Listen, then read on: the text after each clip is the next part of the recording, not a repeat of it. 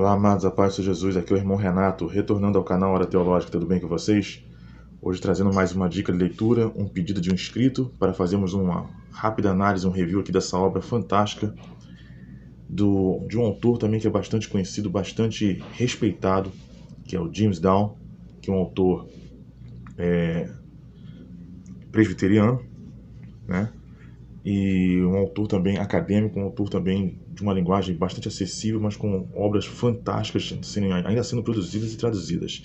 Jesus, Paulo e os Evangelhos é que eu vou apresentar para vocês aqui, essa obra aqui da editora Vozes, ok? Mas antes, você que não é inscrito, se inscreve no canal, dá aquela força pra gente, aciona o sininho das notificações, sempre observando se a opção todas está ativada, né? E dá aquele like, aquela curtida no canal, para ajudar o canal a alavancar, para a gente não parar de trazer boas obras, bons conteúdos, boa literatura para vocês, ok? Vou apresentar para vocês aqui essa obra. Deixa eu falar um pouquinho de quem foi o James Down, um pouquinho de como quem ele era. Aqui, ó. Deixa eu aproximar para vocês aqui. James Down é professor de teologia, aposentado, detentor da cátedra de Lightfoot da Universidade de Durham, na Inglaterra.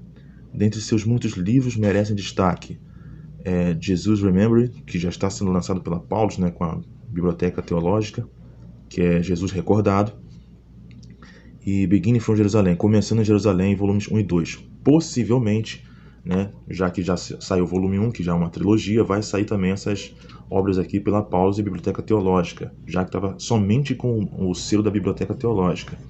Fiquem ligados aí que a qualquer momento pode sair.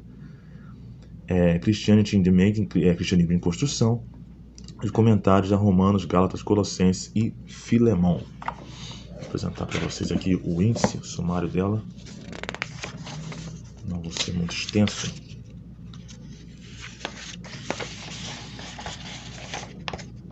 Vamos lá.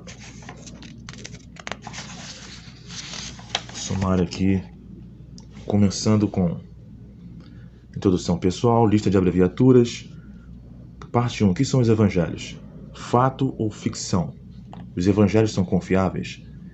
Entre Jesus e os evangelhos, o nascimento de um novo gênero, Marcos e os evangelhos sinóticos.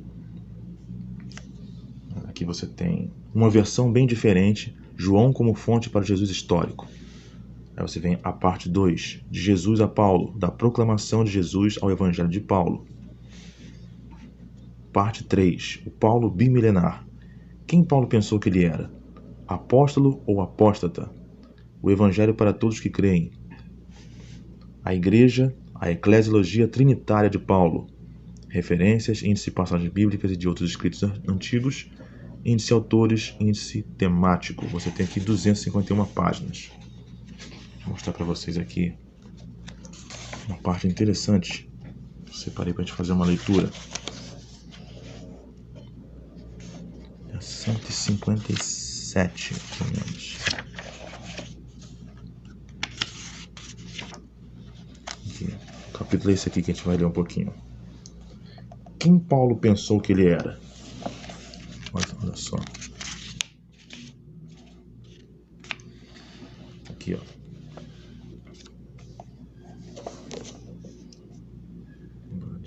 Mais de perto. Precisamente por se encontrar no fulcro ou no ponto de transição em que uma seita messiânica judaica começou a se tornar algo mais, Paulo é uma figura controvertida. Para a maioria dos judeus interessados nas origens do cristianismo, Paulo é alguém que abandonou seu passado e vendeu sua primogenitura. Ele é um traidor do seu povo, um apóstata de Israel, um cristão e não mais um judeu. Diante disso, começamos com a pergunta: quem Paulo pensou que ele é? Como ele viu seu próprio papel? O que Paulo pensou de si mesmo? Como Paulo teria se apresentado a um estranho? Aqui começa aquela confusão que vai dar vai ficar bem visível ali em Gálatas, na questão de alguns judeus messiânicos começaram a disseminar entre a igreja de Gálatas ali que Paulo parecia que não estava ensinando abertamente aos Gálatas algumas coisas. Por exemplo, Paulo era circuncidado, né, por ser judeu, mas estava pregando a incircuncisão, que não era preciso. Então, eles estavam tentando pegar Paulo na sua própria contradição, embora não houvesse contradição, pelo fato de Paulo ali já ser considerado um apóstata e algumas pessoas tentar realmente fazer Paulo cair na contradição dos seus ensinos à igreja da Galácia. Então, já começa aqui, ó. Essa parte é muito interessante. Aqui, ó, em algumas passagens de suas cartas, Paulo fala em termos explicitamente autobiográficos. Paulo teria que provar na igreja ali quem ele realmente era, né, a sua autoridade diante da igreja contra aquelas pessoas que estavam disseminando contra a sua autoridade. Além das passagens de autoapresentação de suas cartas, nas quais ele geralmente se descreve como Paulo, um apóstolo de Jesus Cristo, as mais relevantes são, aí você tem aqui Romanos 11:1, ele vai dizer: sou israelita, descendente de Abraão, da tribo de Benjamim. Romanos 11:13, sou apóstolo dos pagãos, né? Você tem aqui Romanos 15:16, sou ministro de Cristo Jesus entre os pagãos, servindo ao evangelho de Cristo como sacerdote. 1 Coríntios 9:1 e 2, não sou apóstolo? Não vi Jesus como Senhor? Se para outros não sou apóstolo, ao menos para vós o sou. 1 Coríntios 9:20 e 21, fiz-me judeu com os judeus, a fim de ganhar os judeus. Com os que vivem sob a lei, fiz-me como estivesse submetido a ela, embora não estivesse, para ganhar o que estão sob a lei. Interessante, né? Vou apresentar um pouquinho aqui, ó. Parte 130. Agora nós vamos para as comparações. Isso aqui é espetáculo. Parte 5. Aqui, ó. Da proclamação de Jesus ao Evangelho de Paulo. Aqui teve umas comparações interessantes. Por exemplo, aqui, ó, como era pregado o Evangelho de Jesus e o Evangelho de Paulo. Jesus proclamou o reino de Deus. Paulo pregou Jesus. Nos primeiros 3 evangelhos, Jesus não está no centro de sua própria mensagem. Sua mensagem está focada no reino de Deus e é resumida no texto da manchete formulada por Marcos. Completou-se o tempo e o reino de Deus está próximo. Convertei-vos e crede no evangelho. Marcos 1,15. Ou seja, o foco de Jesus é apresentar o reino de Deus vindouro. E o reino de Deus já entre nós, né? O já e o ainda não. Comparando com esse texto, o evangelho de Paulo não é diferente, portanto a abordagem é bem diferente. E o foco vai ser sempre o mesmo, a salvação de almas. A forma da abordagem que muda. Você tem aqui, ó, a pregação de Paulo. Olha isso aqui. Boa nova para os pecadores pagãos.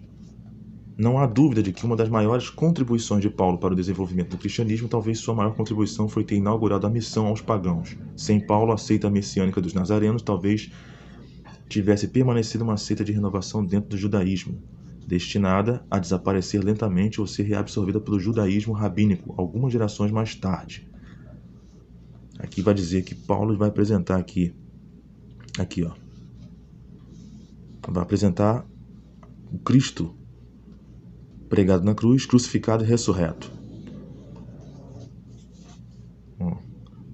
Até os pagãos estão parecendo com a missão de Jesus em prol dos pecadores. Olha aqui, aqui essa parte. Que é quase certo que algum conhecimento da missão de Jesus influenciou a compreensão que Paulo tinha de sua vocação para levar a boa nova do Filho de Deus aos pagãos. Gálatas 1,16. Aqui começa, né, essa comparação do Evangelho. Uma abordagem bem diferente.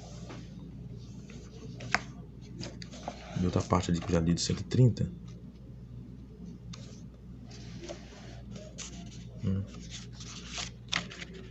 A outra forma de pregação também de Jesus, diferente.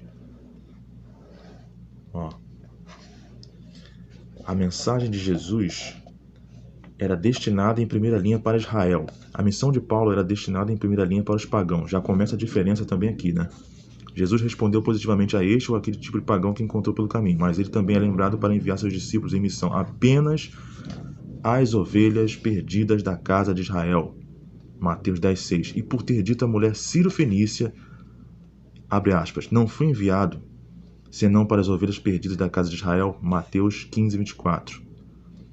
Paulo, no entanto, entendeu a si mesmo e é lembrado precisamente como um apóstolo dos pagãos. Enquanto Jesus pregava primariamente para os judeus, para a casa de Israel, Paulo já vai direto para os pagãos, já que o circunvizinho, né, de Jerusalém ali já tinha já os outros discípulos, outros apóstolos pregando. Você tem a comparação aqui, ó.